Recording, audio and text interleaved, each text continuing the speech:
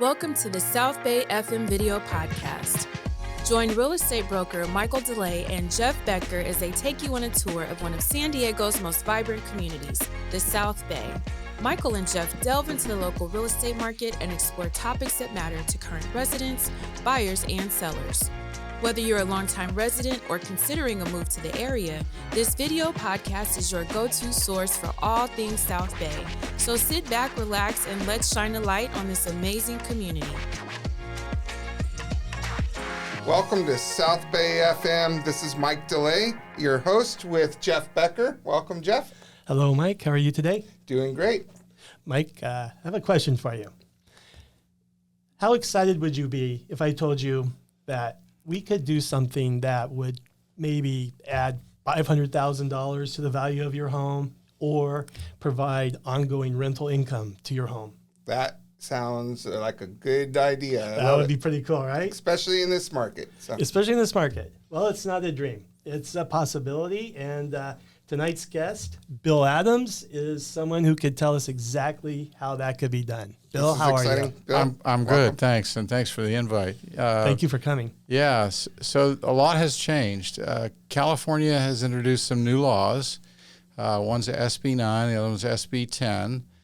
Both the laws were designed to basically help homeowners develop their own property. And the purpose of it is to help increase the number of affordable housing units and overall units out there. So basically what it boils down to is the homeowner, after they've really evaluated their own personal property and the setbacks and all the rules associated with construction, we can determine if you can actually add another unit to their lot. Either it would be an ADU, an accessory dwelling unit, or a brand new home, depending on whether the lot could be split.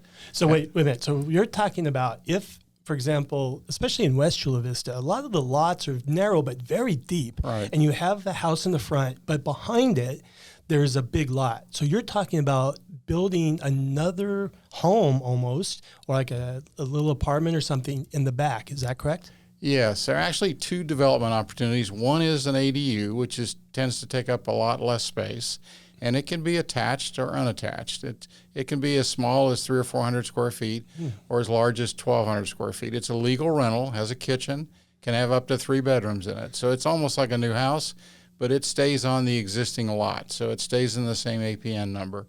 The other opportunity is a lot split, where you actually separate the one lot into 2 new lots, 2 legal lots, where the new lot basically becomes a building site.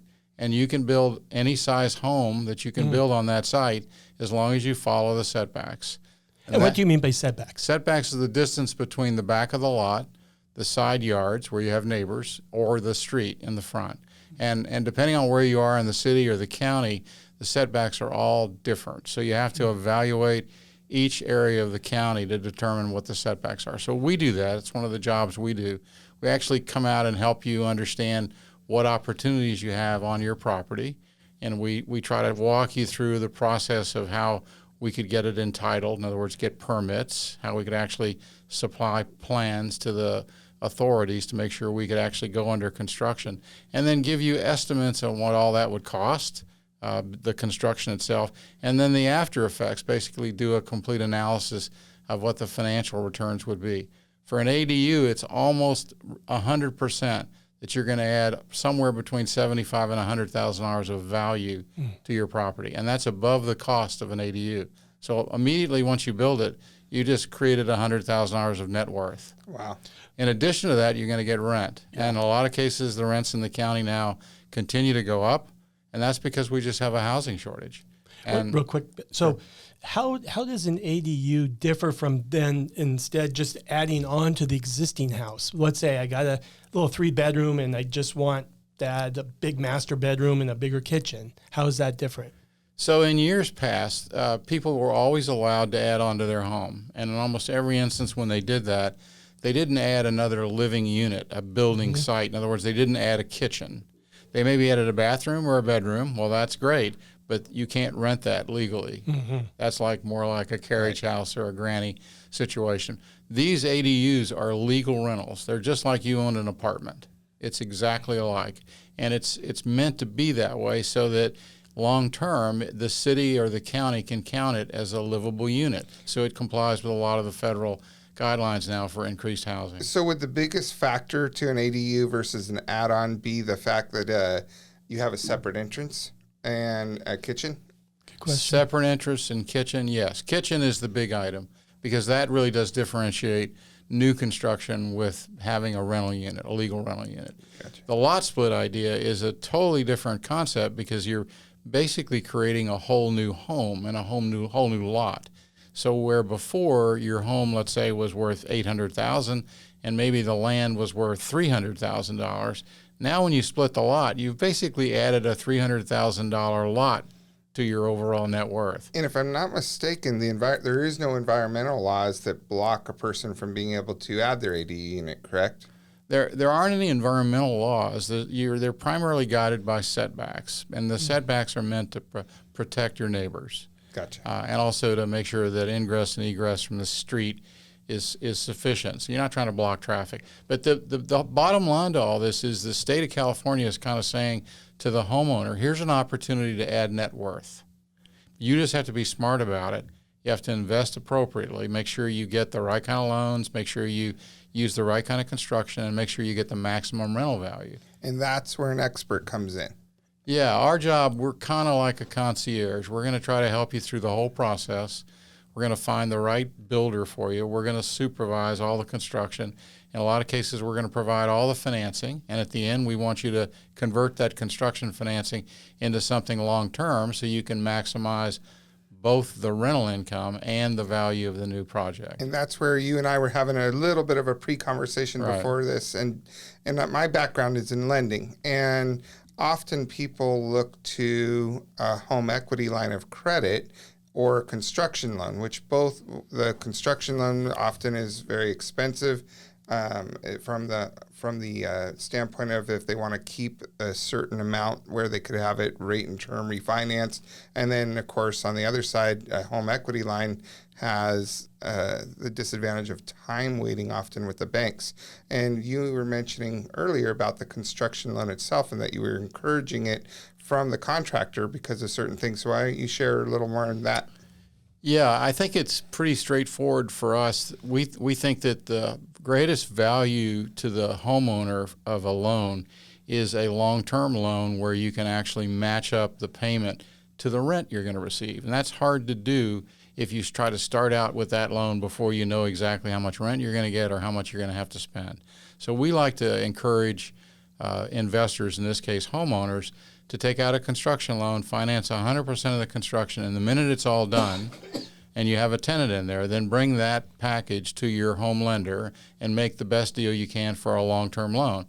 That'll allow you to maximize your rent, make your cash flow, which is really how you create wealth. It's basically passive income. It's like a retirement plan, but you're using your own home. What does after, and that's, we haven't talked about it at all, is typically, let's just say you put 1,000 square foot, let's just say you have a quarter acre, you have a 2,000 square foot home, that I'm basically describing my home. But in that scenario, what would you do with that extra space? How much typically can you put on, let's say you could put 1,000 square foot unit on that property. What would that look like as far as cost? And then what would it typically rent for? So lots of questions. Basically, if it's a 10,000 square foot lot, and let's say it's 60 feet wide, that property probably could be split pretty easily, 5,000 square foot each in two lots. So now you've got a primary residence. With the primary residence, you can also add an ADU. It could be attached or unattached. So you could create another $2,000, $2,500 a month rent with that. Then you can build a brand new residence in the back, which you could flip. And you could take the profits from the sale of that house because you now just added a house to a lot that you owned for zero. You already paid for that lot. So when you go to sell that house, you're going to recapture all of the value in that lot when you sell it. So that's one thing you could do. Plus, you could add another ADU to that house in the back. So 4 properties. 4 properties. Wow. 4 properties. So if you think about it, if you're a senior citizen and you have, let's say, a savings account or you have a retirement plan that you're working on, basically, here's a classic retirement plan.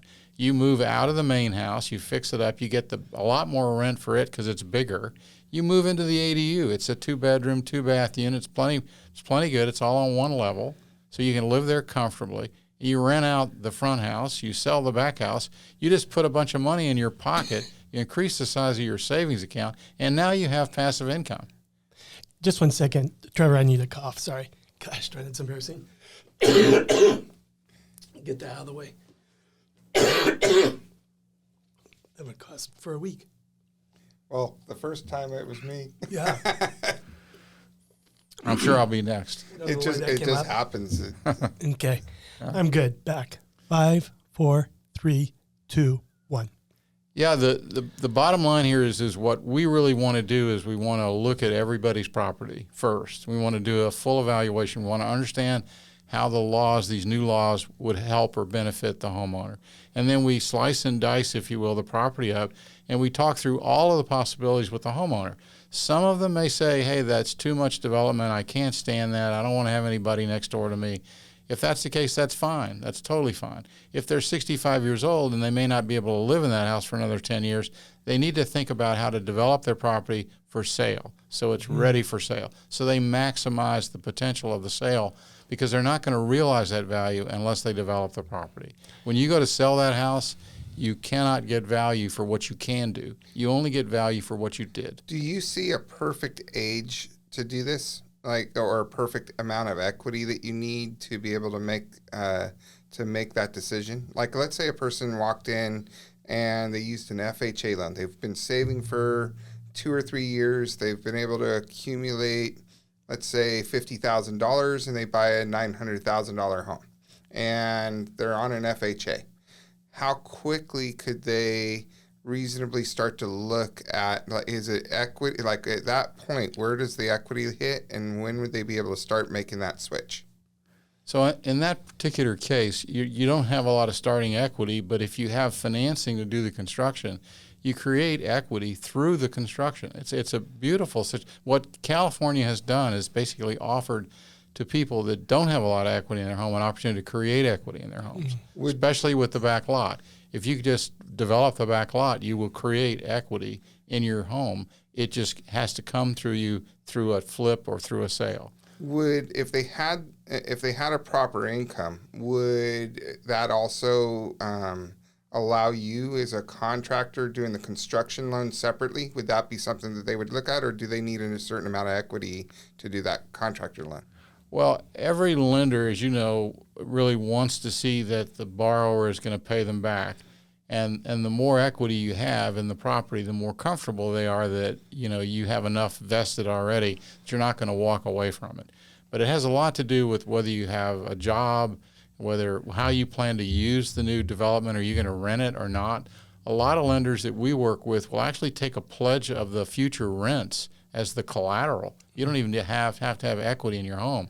As long as you tell them that you'll pledge those rents until you can pay them back, they'll take that as the equity kicker for their loan. So it's a changing world because the value is being created in the new construction. That construction loan all of a sudden takes on a totally different character. It's not like you're just building a house and then you're going to go finance it. You're going to use the value in that new construction to increase your net worth and to increase your income. And I have another question with kind of as you're doing those things, is there requirements by the city to have, like you mentioned, dividing your lot? Mm-hmm. How hard is it, or is it something that they fairly easily do to add like the curb, what do they call it, where they cut the curb cut? Is that something fairly easy with the city, or is that something where they block a lot of that? Well, I would be remiss to say there's really nothing easy with these municipalities with regard to their planning department and permitting. They typically are pretty rigid in their processing, but the rules for these new laws have been mandated upon a lot of these municipalities by the state of California. They really want to see compliance. So there's a lot of teeth in these rules.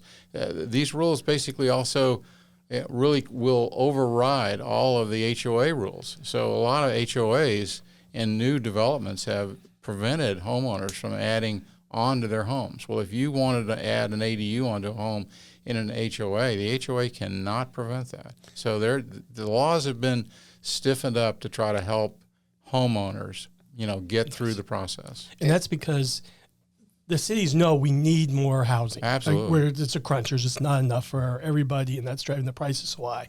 So if we could get more units, especially rentals, that would help everybody. I think, just go back to some terminology. What's the difference between an ADU, accessory dwelling unit, and what a lot of people know as a granny flat? A kitchen. Okay. That's A kitchen, and the fact that you've actually pulled the permits for a legal living unit. Okay. And the occupancy permit for that involves quite a few inspections, quite a few rules that you have to follow under construction. But the real bottom line is you're putting a kitchen in there. Got it. I mean, I had a house in Coronado when I first lived here 40 years ago, and it was a granny flat. It was an old garage. Somebody just covered up the garage front. And, it was a living room, had a TV in it. Everything was fine. I went to the city 3 or 4 times and said, hey, I'd really like to rent this thing out. And they say, you can't rent that legally. Well, You can have a friend live in it, but you can't really rent it legally. And you can't advertise it when you sell it as a legal rental. So you can't get the value of a legal rental. You have to put a kitchen in it. So I said, well, okay, I'll put a kitchen in it. And they said, you can't put a kitchen in it. Well, it's interesting. Now I They're could. changing everything. Now I could. I think it's Mayor Bailey, I believe is his name. And the first time I ever heard a conversation about ADU units actually was him speaking right after SB 9 and SB 10 happened. And obviously Coronado was not ready for that, but then they got hit with the that rule from Affordable housing. Yeah, the affordable housing issue. And They need they had 1,000 units. Tons of units. And in fact, he openly was like, look, we need ADU units and we need to change the laws of Coronado. And he goes, every city in the state is going to need to change those laws to be effective to allowing to help the regular person that wants to add those units. Now it gets to count for their affordable or for their housing units and helps eliminate some of that pressure that they're going to have. Can you explain real quick SB 9, SB 10? What is that, please? Well, basically, the Senate bills, they're just a number on the Senate bill, and both of them basically involve the rules that you have to follow to establish a new living unit, a new building unit on a particular APN. So consequently, the 2 rules were deemed to basically help cities, municipalities follow state guidelines to try to meet the housing demand. So it's all about infill, and infill is the answer because all of these cities, they can't build new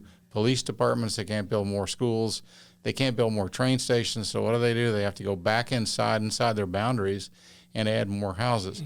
The other thing is, if you know what Proposition 13 is, it's basically frozen the taxes for a lot of these cities. So the only way they get increased tax base is for new construction. So this really does offer opportunities for cities that are stuck, 20, 30 years ago in budgets that basically don't allow for the kind of services people need today. So you increase the tax base, you get more money, you get more services. So it really works well for everybody. But most planning departments and anybody that's done anything in the world of construction knows that delay is really the answer that most planning departments use to solve their problems. They just don't give you an answer. They take forever to give you one. When they do finally give you one, it's not really an answer. It's just a continuation of an old question. So what's changed, too, with these laws is they've really confined a lot of the terminology down to where there are time limits on how long they have to actually read your plans, how long they have to respond to them. So there are some guidelines for developers, and they've turned the homeowner now into a developer. So now everybody that owns a home needs to look at their home and say, how do I maximize the value? What do I do? Who do I talk to? Where do I go to get information?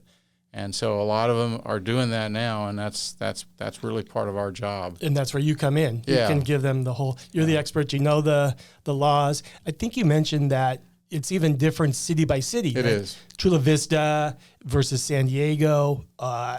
You just can't go to one website and find it. It all differs. So that's some of the knowledge you have. Yeah, the cities are different in the sense that the zoning, a lot of times, the setbacks are different. But the other thing that might be different in the cities is how long they typically take to read plans, to respond to plans, to get back to you with permit advice, whether or not you can do this or not do that.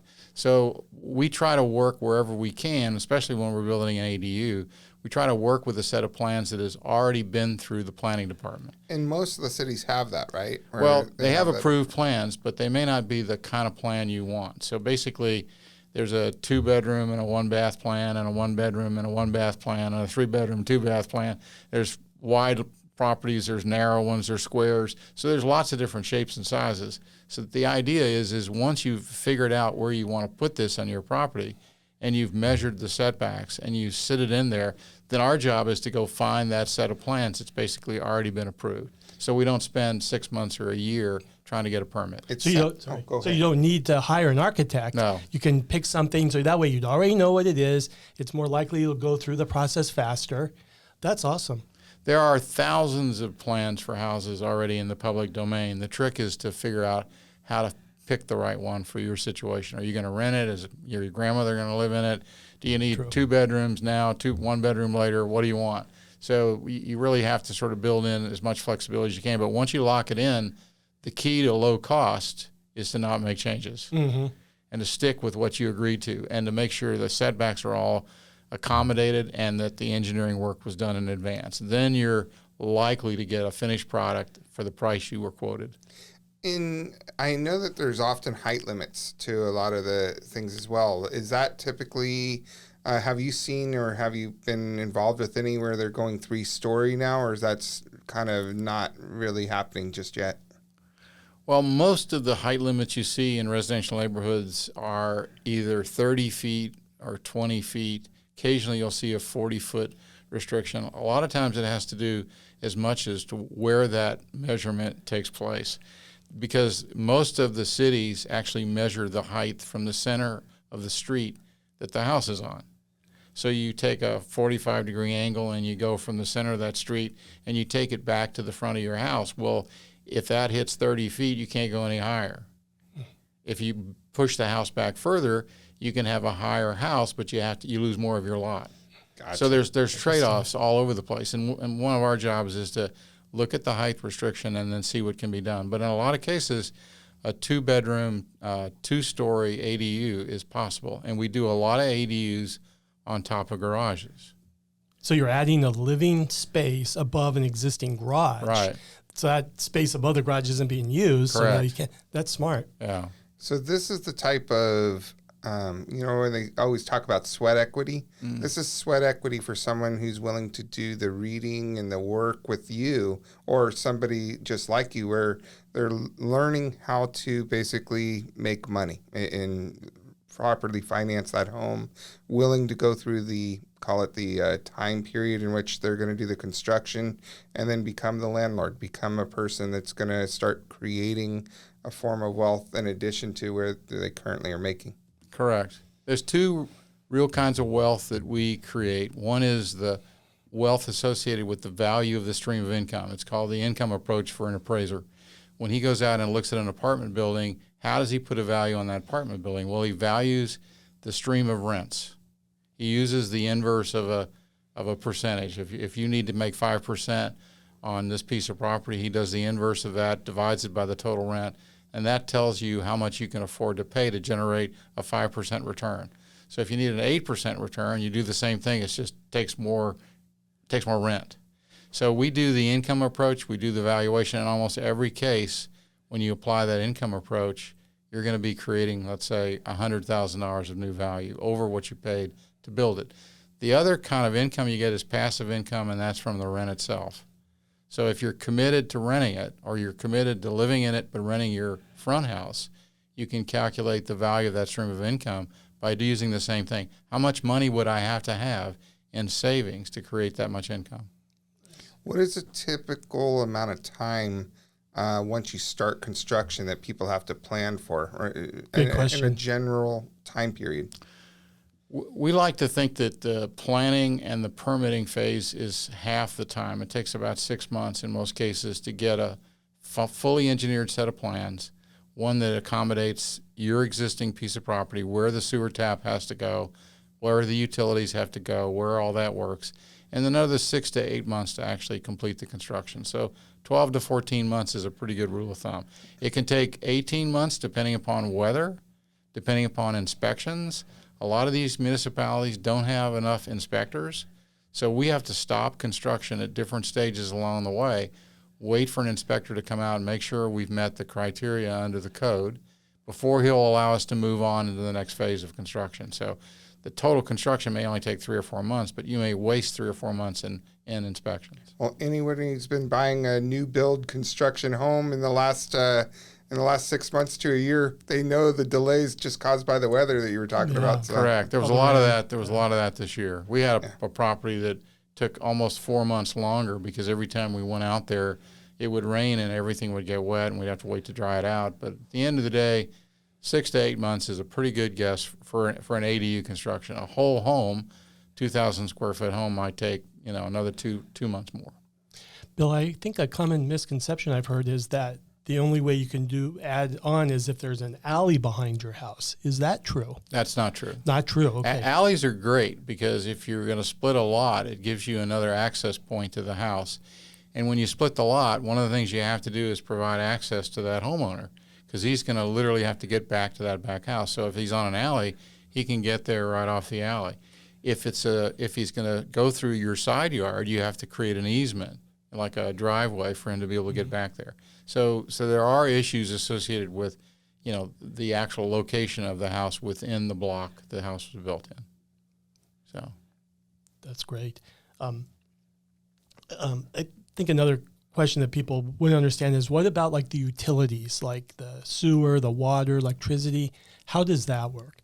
Can you have a separate meter? So if you have a rental in the back, you would want your tenants to have their own utilities so that they would be paying for what they're using. All right.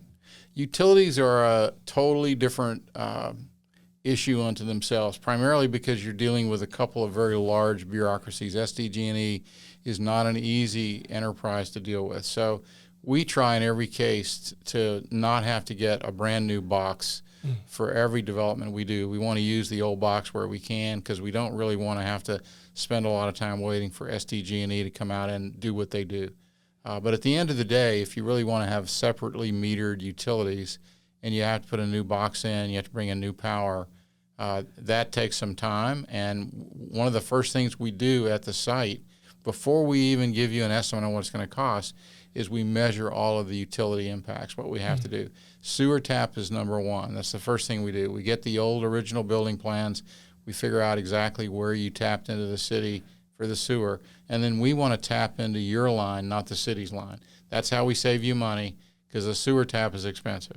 Every new sewer tap with the city costs a lot. That's why these ADUs can be less expensive than new construction because you don't have to pay all the city fees. You're just using your existing sewer tap. With a lot split, you have to do a city sewer tap. You can't tie into the old property because it's a brand new property. So there are differences there. Interesting. Now, there's obviously we were talking about like the Western Chula Vista, but one of the big areas in the South Bay is Bonita, and they have acre lots all over the place. How can a person best use like an acre lot to do exactly what these new rules require? Can they add even more homes if they do it just right, or would they be still limited to the total of 4 if they did it perfect? So Bonita is a lot like Lakeside, a lot of other places in and around the county where there is existing zoning, and the existing zoning can be overridden by SB 9 and SB 10. So depending upon the situation, depending on whether they are on a septic system or whether they're on sewer, you can make a determination about whether it's advisable to look at a lot split. Probably takes a little longer to get a lot split done, but it's probably worth doing if you can do it. But it's something we would have to inspect. We'd have to go check it out. And all of it, the decisions would be made based on what the utility costs would be, how long it would take, and really whether or not we can get a good easement back to a new piece of property. But everywhere where you can do a lot split, you should do it. There's absolutely no reason not to do it. If you're ever going to sell this house, and eventually you will eventually sell it, you really want to have already done the lot split, so you've already created that value in the back. Whether you rent it to a friend or to a cousin, or whether you sell it is really your decision. But at the end of the day, until you do that, you will not create the value from the lot split. It's almost like, I'm sorry, Mike. It's almost like you're going to sell your house, painting it, upgrading it, Exactly. remodeling before you sell it, it's the same it thing. makes it more desirable. Same, here's another way to say, exactly. wow, this is an income producing. Same thing with an ADU. I mean, if you can do the ADU, if you can figure out how to put it and where to put it, that house is worth a lot more with the ADU than it is with a permit to build an ADU. Yes.